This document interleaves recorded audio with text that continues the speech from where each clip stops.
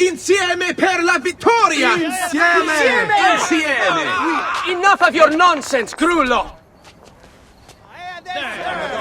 Buonasera, Vienna. We were just talking about you. I'm surprised to see you here. I thought the Patsy hired others to do their dirty work. I think, and that's the feedback we've got, showing the game that we really took every compartment of the game and asked ourselves the question, how can we make deeper and more diverse? So it's the case in a fight where you have more weapons, more enemy eye in front of you. It's the case of the missions, sorry. And in the mission you have much more variety than what you had before. It's the case of the evolution of the main character that is pretty deep and really it's 20 hours of evolution. And also something that you can choose because you've got this economic system, so you can choose the type of evolution you want for your character. So taking every compartment of the game that worked in AC1 pretty well in terms of ground mechanics and making sure that we are adding variety to that, that's where we worked. So like, you know, so the first thing is that we changed quite a lot of things in the fight. You know, we have far more weapons than what we had in AC1, like around 30 weapons with, like, you know, blades and blunt weapon and this kind of stuff, with lots of variety in animations. But we also have like weapons with various statistics, and it ties to the economic system. So already on this side, I think we changed quite a lot, a bit the philosophy of what we had in AC1. Besides that, we also have like a wider range of enemies that we can cope with, you know. And they are like what we call the various archetypes. So you have like the basic guards, like 3 levels of guards, but behind that, so those guys obviously will differentiate themselves by, you know, like their hit points and, you know, the frequency of their attack, you know, the way they defend the player's attack. But we also have like the archetypes, who are like specific characters, specific AI, animation, that is like specialized in particular aspect of the game, you know.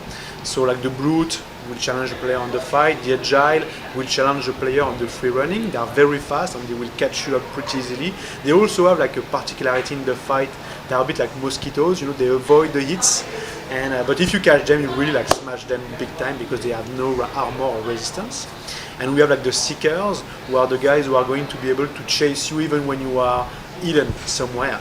And those guys also in fight will also have a big challenge for you because they have this long spike, so they are very difficult to reach.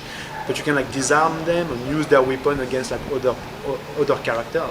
So not only like we try to add variety in the enemy that you have, but you can also like play with one enemy to fight against another one and this kind of stuff. So which is the case, for example, with like the seeker and the brute. You know, you can play with the seeker weapon to kill the brute and these kind of things.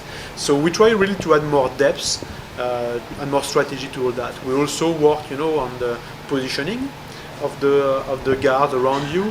So you'll see sometimes that the guy, they try to sneak behind you, sometimes be grabbing you from behind, so you are hit from the front or hitting you from behind. So we have more like tactical things, you know, going on in the fight.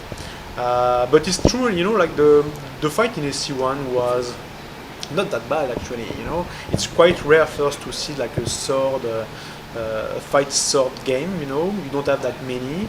And with this level of realism, you know, also where you really have like the sword hitting one against another.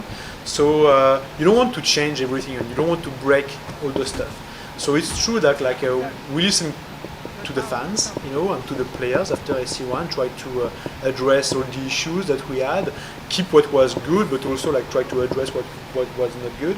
And we have, for example, like the question about like the counter attacks. And lots of people said, you know, counter attacks is far too easy in AC1, and I want something else for AC2. But I think like as a developer, you need to read behind the lines, between the lines, I would say, because, you know, like when you do a counter kill, you feel good. And you don't want to nerf that to make players frustrated about this experience. What you want to do is to add more choices and more opportunities. And it is what we are doing. Obviously, like some enemies are going to counter you and to defend properly your counter kills. But you also have, like, we also add the ability, to step very fast. So if you press the A button, which is like the foot button, you are going to move very fast. So you strafe very fast. If you have a very strong enemy in front of you, like very impulsive and like a brute type of enemy, very slow, strong but slow, you can go quickly around him, try to one-shot kill him. So it's just like, we prefer to offer more opportunities, more tactics to the player rather than nerfing what he was able to do in AC1. So we keep what we have, we add more on the side, and we try to offer more opportunities in the way you fight as well.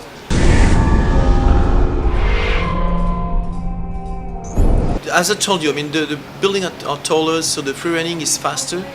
We added a few ingredients to make it even more impressive. So you will see there are new ingredients in the game for that.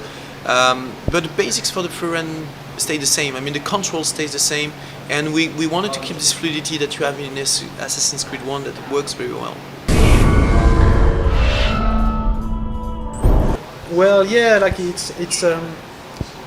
it's tricky because, I think like players and myself first are a bit lazy. So when we are used to do something, we have a tendency to repeat what we do. I'm used to fight with my sword, then let's just fight.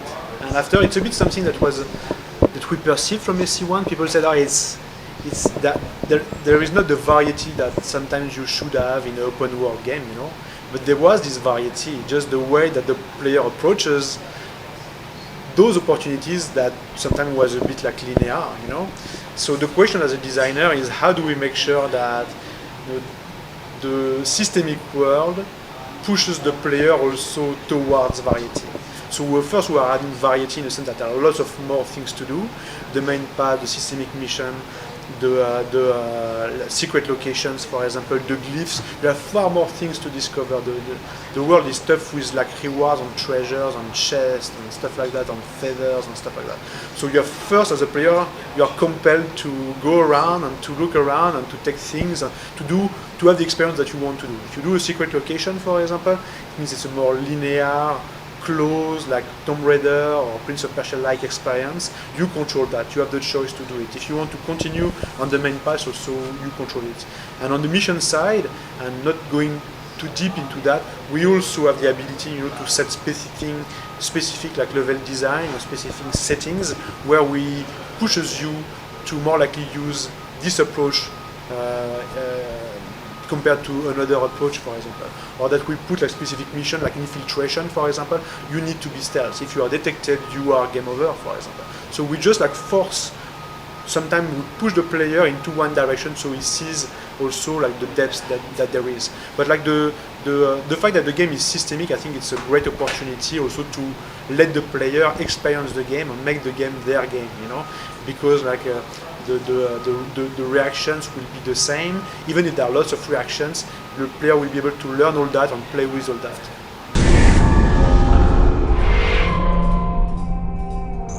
Well, the start was thankfully already done in the very first game, and that was really a really cool thing to do, is expand on the first game, expand on the experience, learn from our mistakes from the first one, make it even better for the second one. So we already had that framework to work with, and we made sure that we would just expand on that and just make it better. And so one of the ways that we did that is in the very first game, except for some enemies that would actually follow you, you wouldn't have any help on the rooftops, and jumping from rooftop to rooftop. And now we have one of the factions in the game, which is called the Thieves, and those guys have the exact same abilities that you do. They just don't have the tools because they're not assassins, but they can free run, they can actually outrun you early on in the game to actually teach you new things. So that's a new way to actually deliver the story and be a new nice tutorial for the player.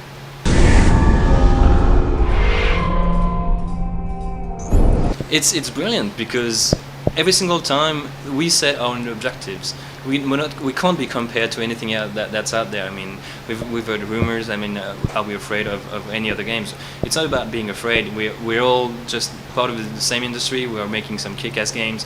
One of the things about AC2 that's really great, and the Assassin's Creed franchise as a whole, it can't be compared to anything else. And so that way, we have ideas for AC2 that we put in place. We have ideas for AC3 that we will put in place, you know, and so many other things. And we really we're setting our bar really high, but we're the ones doing it.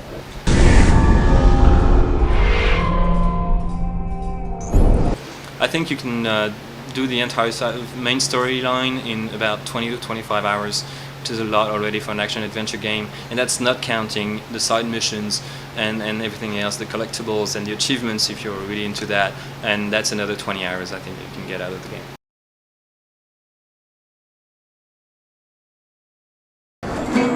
Wondrous deeds he has performed for the good of all. Come to pay the evil ones, come to watch them fall.